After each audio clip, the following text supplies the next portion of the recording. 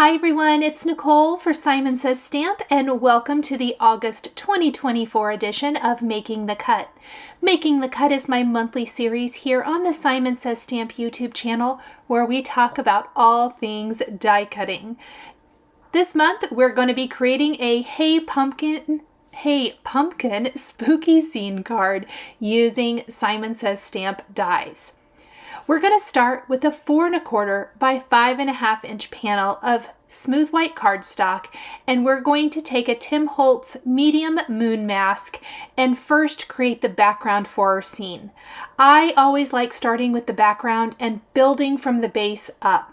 For my scene today, I thought nothing would be prettier than this awesome, beautiful blue moon against a sparkly sky. So we're going to use the moon mask first and go around that moon mask with Peacock Feathers Distress Oxide ink. Not only will this give our moon a slight glow, but it just provides a fantastic base for the moon. Then we're going to go pretty aggressively over the moon itself with Peacock Feathers.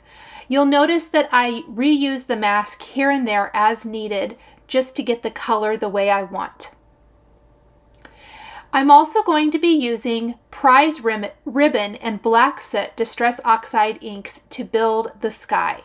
When I'm building a spooky sky like this, the name of the game is building color. So I like to start with a base color that may not necessarily say spooky, but we will get there in the end. I want that beautiful teal and blue to kind of show through the black, but we need to have these colors down first before we add the black soot, which will give it that spooky fall vibe that we're wanting. Now, I am making mine a little spooky-ish, I suppose, but with the exception of the bats and the spider, if you leave those off, you could have a really beautiful fall-themed card against a harvest moon as well, and no spookiness at all. So it's really kind of up to you how much or little you want to add. Now I'm going in with Black Soot Distress Oxide ink, and you'll notice that I'm, again, very aggressive with this color and applying it all over.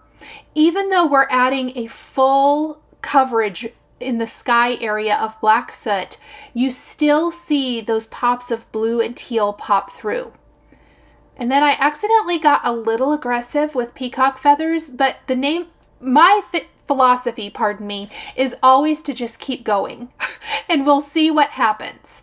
Next, I'm going to take the detailed stencil for the medium moon and we're going to apply a little bit of the prize ribbon, whatever was left on my blending brush, over the moon area. Now, the moon kind of goes through a transformation. I actually loaded up my brush with Peacock Feathers and was way too aggressive. So what I end up doing is I'm going to let this sit and dry, and full disclosure, it did dry overnight, and I do come back the next day and add something different to the moon. But before we do that, I do want to add a sparkly sky, so that is something I'm going to go ahead and do right now. So again, it can be drying overnight. We're going to take our moon mask and a splatter box, and I will be spritzing pretty generously, Frozen Fog Distress Mica stain over the sky portion of the background. I want to use the mask because I don't want the stars to be over the moon, if that makes sense. I still want the moon to look like it's in the forefront. I did go back and add quite a bit more black soot, and then I even went around the moon a little bit to soften those edges. I did a lot of inking here, so I felt like I was pretty generous and it did need to sit and dry overnight. I love using the stamp wheel to hold my cardstock in place. Just give it a nice good wipe with either a baby wipe or a little alcohol wipe or something like that to clean it up. You can simply sit the moon mask stencil over top and spritz away. When you are using distress mica stains, make sure that all of the product mixes up into the shaker bottle so that you don't see any of those mica flakes in the bottom. And then again, I just was very generous with my application and I remove the moon mask and let this sit and dry. I'm not going to worry about some of those bigger splatters. I have a lot going on in the foreground of the card, and I think it'll cover it up. From the amazing arching leaf border, we are going to take the border part of this, and I've die cut it from some palm cardstock, and I'm going to go in with Forest Moss and Black Soot Distress Oxide inks here and there and just add some, you know, variation in color so that the cardstock isn't super flat. Because I'm using some larger sized dies in this month's card, I want them to appear not to be super flat because we did a lot of work on the background. Again, I'm going to clean that up, and I did use my stamp wheel mat again to help hold that in place. And look how amazing that looks against that moon sky. I absolutely love it. Then we are going to take some Olo markers and this wonderful pumpkin. This is from a pumpkin set die from Simon Says Stamp. And working on the Simon Says Stamp glass mat, you definitely want to work on something that you can remove the markers. The stamp wheel mat, you wouldn't be able to remove any of the alcohol ink marker. So I'm working on the glass mat where it wipes away easily. I am going to take 3 shades of Olo marker and add texture and interest to my 3 pumpkins. This pumpkin set die collection has this large pumpkin and then 2 small ones. We're going to use all 3 of them, but I am starting with the large one where you really see that detail come to life. Again, I started with orange cardstock, or this is pumpkin cardstock, as my base, where it really allows me not to have to color and color and color to achieve that effect. So I start with a base color of cardstock and then add my shading. I've added shading with Distress Oxide inks on other things, but for this, I really felt like an alcohol ink marker would provide the best and most unique detail. This large pumpkin is going to be tucked into the arching leaf border like so. So it looks kind of like it's in this beautiful pumpkin patch set against this fall night sky. I'll play around with that a little bit until I get it how I want. Really just at this point working on how is this scene going to take shape. I do want to add these 2 smaller pumpkins as I feel like they kind of will fill in our pumpkin garden. And again, same 3 shades of marker, just on a much smaller scale because these are really tiny. One of the great things about this pumpkin set die collection is, yes, that big pumpkin is a showstopper, but these small ones would work fantastic in some of your scene cards with other sets. Like if you have some cute little images or critters that you've colored, these pumpkins would be fantastic to build some fall and Halloween type of scene cards. Now, all 3 pumpkins do have stems that you can die cut from this collection, and I'm going to be die cutting those from some ground coffee brown cardstock. I'm also going to be cutting the leaves from this set from palm cardstock. Here you can see that I have my scene laid out. The bats are from the Bat Trio dies from Simon Says Stamp, die cut from Luxe cardstock. I love this Luxe cardstock for these sparkly bats. And it is the next day, and I am pouncing on a little white pigment ink using the Moon Stencil. I think that's going to give me much more detail. Now that is a pigment ink. I do recommend if you want to do what I'm going to be doing for my card, you let that sit and completely dry, or hit it with a heat tool so that it's completely dry before you add your embossing. Before I add my sentiments, I am going to take my pumpkin and this spider from the Handlettered Halloween stamp set from Simon Says Stamp, and we're going to stamp the spider with clear embossing ink down there along the lower right side. This is again going to provide some of that spooky feel to our card, but not too spooky. I'm going to emboss my spider with black embossing powder. Now, Handlettered Halloween has been around for a couple years now, 2-3 years, and it remains one of my all-time favorite Halloween sentiment stamp sets. I love the Hey Pumpkin sentiment, and it works really nicely with this scene. And I love that glossy little black spider. So cute, if spiders can be considered cute.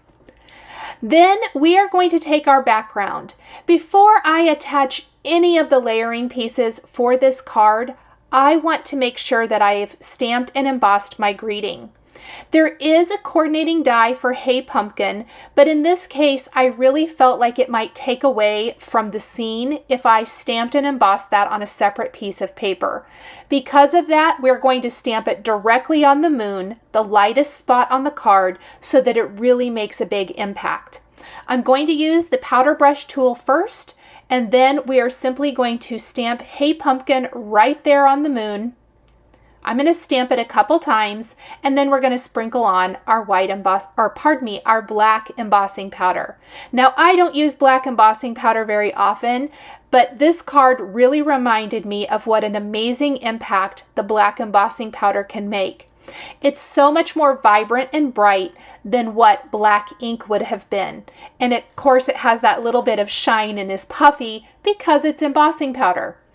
I did notice that a couple of stray powder tool flakes got into my sentiment. So I did have my sentiment still in my Misty. I'm going to re-stamp it, but I'm only inking up that little area around the P and the U and pumpkin. I didn't clean it, but that's mostly where I want to concentrate that. And I did lightly stamp it again.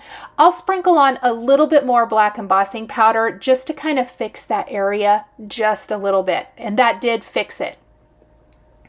So something I always like to do when I'm stamping is I like to leave my, in this case, sentiment in the Misty in case I have to go back to it. It's still in the exact same position. And once I'm happy with the card, then I go ahead and clean it and put it away. Flipping the arching leaf border with the pumpkins behind it over on my desk, I am going to fill the back of my image with foam adhesive squares so that we pop up our leaves and pumpkin. This is going to give some dimension and really help bring these images to the foreground of the card. I've hidden all my foam adhesive back behind leaves and of course the pumpkin here, so I'm kind of carefully securing that. One of the leaves even kind of overlaps the sentiment a little bit, but not enough that you can't read it. I love how it just kind of makes it part of the scene. Using some black soot Distress Oxide ink, I will give a little bit of shading to these leaves from the pumpkin set die. And we want to tuck 3 of these around the top of the large pumpkin. So we'll have about 2 on the right side and 1 on the left. I've also added just a little black soot Distress Oxide ink to the stem before I secured that to the card. You'll notice I only have 2 pumpkins right now. Those both have foam back behind them. The third pumpkin will be glued down on top of all of the other images with foam. Using my tweezers is going to help keep my fingers out of the glue, as well as kind of give some texture and interest to these leaves on the card. I'm kind of trying to bend them a little bit naturally where the die cuts them. It's going to make them super, super cute. And that looks amazing. I'm loving how this scene is coming together. At this point, it really is finishing details. We have all of the base or the guts of the scene card, but we want to add these glittery bats. They add another element, another dimension to the design with the sparkly glitter and of course giving it that spooky feel and vibe. Now, before I attach those, I do want to make sure that I leave room for the sentiment strip that I'm going to be placing below Hey Pumpkin. From the Clean Line Gratitude stamp set from Simon Says Stamp, I will be stamping an additional greeting here in just a little bit. So I'm kind of playing around with my bats. I do want to incorporate all 3 of them. I love odd numbers for my embellishments, so I want to use all 3. placing the smallest up there by the word hey, and then we're kind of disguising the other two amongst the greenery, kind of partially back behind in both cases, along the right side, and that's our medium and large. I'm gluing them back behind the body only, but leaving the wings free so that, you know, it gives a little bit of lift like they're flying. I'm going to glue the stems and that remaining pumpkin down in place, and our little pumpkin patch has come to life.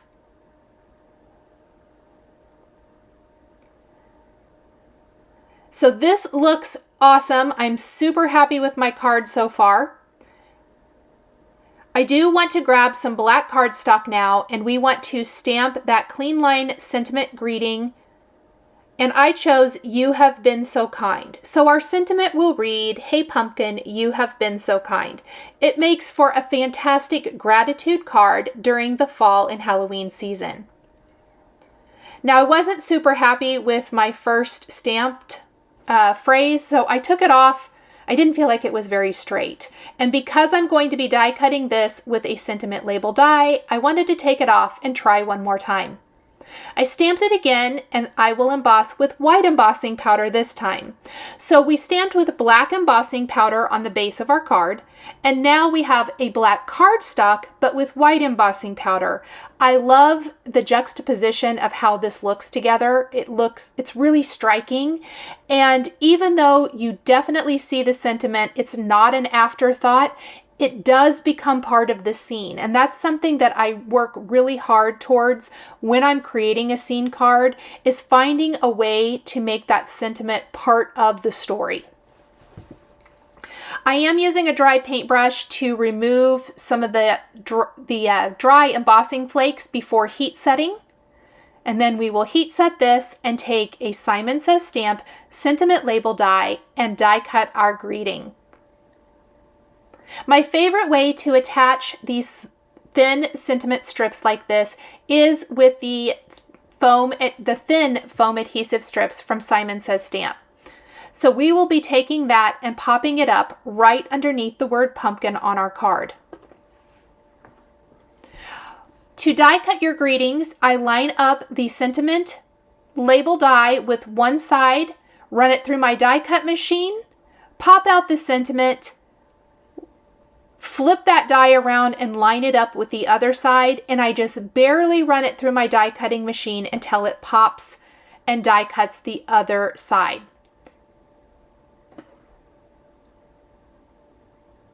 So there I'm lining it up. I'll tape it in place, and I don't roll it all the way through. I only roll it through till I hear that pop of the die cutting it, and then I back it back out. Now we're taking that thin foam adhesive strip. Oh, look how good that's going to look right there. I love it. After we've attached our sentiment, I do have some positively dazzling gems from Simon Says Stamp, and we're going to add those for an extra touch of sparkle, just kind of adding to our night sky a little bit. I'll do about 3 areas on our card with those. I like to add little dabs of liquid glue, and then using the Simon Says Stamp embellishment wand, pick those up and place those carefully around the card design. This keeps your fingers out of everything, and it makes it so easy. These little triangle trays are fantastic because once you're done, you can easily funnel the product right back into the storage jar.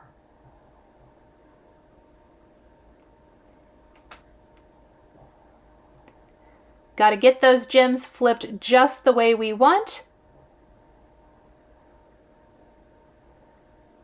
I'm going to flip this bigger one over here. I like to use an assortment of sizes as well.